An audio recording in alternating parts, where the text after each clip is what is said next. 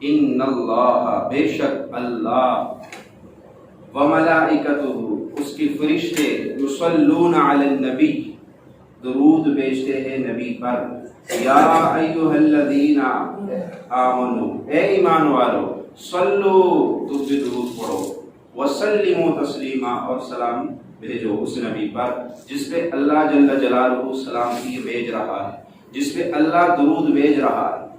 اب یہاں پہ ایک نقطہ سمجھ لیں کہ ہم جس طرح درود پڑھتے ہیں کیا اللہ بھی اسی طرح تسبیح لے کے درود پڑھتا ہے؟ نہیں۔ درود کی نسبت علماء فرماتے ہیں جب صلاۃ، عربی میں درود کو صلاۃ کہا جاتا ہے، فرمایا جب صلاۃ کی نسبت اللہ کی طرف ہوگی تو اس سے مراد ہوگا کہ اللہ رحمتیں بھیج رہا ہے، اللہ رحمتیں بھیج رہا ہے۔ اور جب صلاۃ کی نسبت ہوگی فرشتوں کی طرف تو اس سے مراد ہے کہ وہ دعا کر رہے ہیں، اور جب صلاۃ کی نسبت ہوگی ہماری طرف تو اس سے مراد درود ہو۔ لیکن تینوں طریقوں کا اگر معنی نکالا جائے تو ایک ہی بات بنتی ہے۔ ہم بھی کہتے ہیں اللہم صلی علی محمد، اے اللہ رحمت کاملہ نازل فرما۔ اللہ تو رحمت پہلے سے بھیج رہا ہے، فرشتے بھی دعا کر رہے ہیں اللہ اس نبی کے درجات کو بلند فرما، اس پہ رحمتوں برکتوں کا نزول فرما۔